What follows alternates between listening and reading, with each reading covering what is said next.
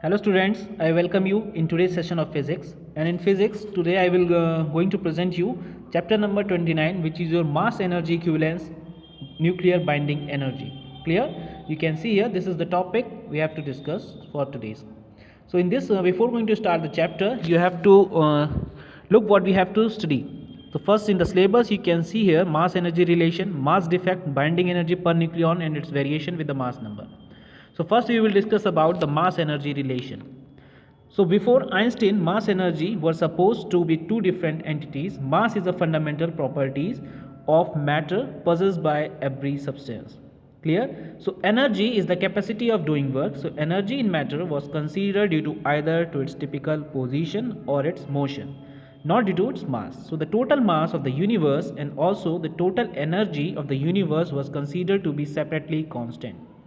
So it means that energy conservation and mass conservation were supposed to be two independent laws.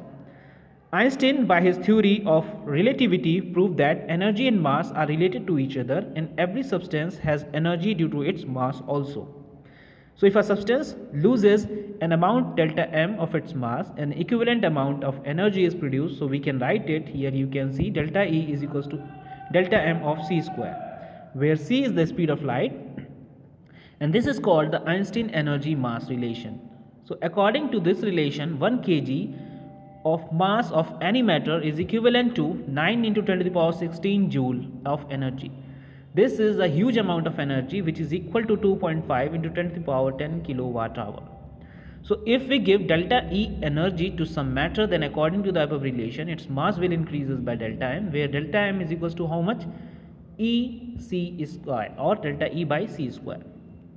Now since the value of C is very high, so the increase in the mass delta m varies small. So for example, if we heat a substance, then the energy or heat energy given to this substance will increases its mass. But this increase in mass is so small that we cannot measure it. So even by the most sensitive balance. Similarly, if we compress a spring, so its mass will increases, but we cannot confirm this mass increase by an experiment. So in view of the energy mass relation, the law of energy conservation and mass conservation are not independent laws. So there may be a decrease in the mass of the universe, but at the same time an equivalent amount of energy will be produced, so as happened in the nuclear fission. So sun is continuously losing its mass, but we are receiving it in the form of energy. Clear? So in fact we can say that the total, that is mass plus energy of the universe, is conserved. That is, the laws of the conservation of energy and the conservation of mass have been unified into these laws. So the conversion of energy into the mass and of mass into energy can be observed at nuclear level in the phenomena known as pair of production and pair of annihilation. So we will now discuss what is the pair of production and pair of annihilation. From this figure, you can easily understood what is the pair of production and pair of annihilation. So when an energetic gamma ray photon falls on a heavy substance, it is absorbed by some nucleus of the substance and its energy gives rise to the pair of production. Clear? Of an electron and a positron. So this phenomena in which energy is converted into mass is called the pair production and may be represented by the following equations. So gamma h nu is equals to, here you can see that one positron and one is your electron. Clear? Now according to the Einstein energy mass relation, a body is in the state of rest also have some energy. It is called the rest mass energy.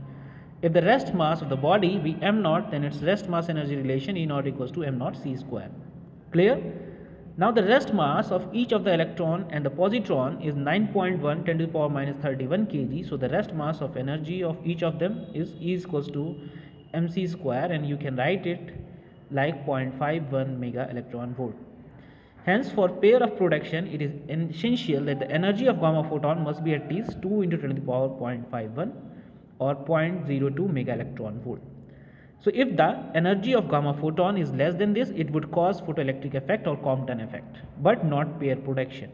So on striking the matter, if the energy of gamma photon is more than 1.02 mega electron volt, then the electron and positron are produced and the energy in excess of 1.02 mega electron volt is obtained as the kinetic energy of these particles. So the kinetic energy is not disturbed equally between these two particles. So the positron gets more than half This is because the positively charged nuclear accelerate the escaping positively charged positron due to the repulsion, clear, but retard the electron due to attraction. So here this you can see that before combining and after the combining relations, this one. So the converse phenomena, which is the pair annihilation, is also possible whenever an electron and a positron come very close to each other. So they annihilate each other by combining together and two gamma photons are produced. This phenomena in which mass is converted into energy is called the pair of annihilation and is represented by the following equation. You can see here this is the equation for pair of annihilation. Clear? Now come to the atomic masses, unify atomic mass unit. So atomic masses refers to the masses, you can see that atomic masses refer to the masses of neutral atoms, not of stripped nuclei. Thus they include the masses of the corresponding nuclei. The masses of the orbital electrons and the masses equivalent to the binding energy being too small. So the masses of the atom, nuclei and fundamental particles, electron, proton, neutron, etc. are expressed in unified atomic mass unit, which is abbreviation as U. So 1 U is defined as 1/12 the masses of one carbon 16 atom, which is the most abundant naturally occurring isotopes of carbon. Thus by definition the mass 6C12 atom, not nucleus, is exactly 12 U. The masses of other atoms are determined by measuring the position of the lines they produce in a mass spectrograph, which is relative to 6C. So let us find out the value of the unified atomic mass unit in kilograms. So 1 gram atom, that is 6C12, has capital N Avogadro number atom and a mass of 12 gram. Thus the mass of one atom 6C12 is 12 by n grams. So by definition 1 U is equals to 1 by 12 mass of one 6C12 atoms, or you can write it 1 by 2 or 12 by n gram, you can write it 1 by n gram. So n is equals to 6.0221 into 10 to the power 23, or you can write it 1 unit equals to 1.6 into 10 to the power 23. This is the unit. So 1 atomic unit is equals to 1.66 approximately into 10 to the power 27 kg. Now here you can see below are the following masses of some common particles of an atom in terms of unified atomic masses unit. This is the atomic electron, this is for proton, hydrogen atom, neutron, alpha particle and helium atom. These are the atomic masses. Now here you can see energy equivalent of one unit. So according to the Einstein, the energy equivalent of mass, that is delta m, is given by E is equals to mc square. So using this formula, we put the value of all the masses and the velocity of light. So you can see that this energy comes out to be approximately 1.49, that is 5 into 10 to the power minus 10 joule. Clear? So after solving out, you can see here 1 atomic mass unit is equal to 931.5 mega electron volt, and you can also write it like this: 1 U multiplied by C square is equals to 931.5 mega electron volt.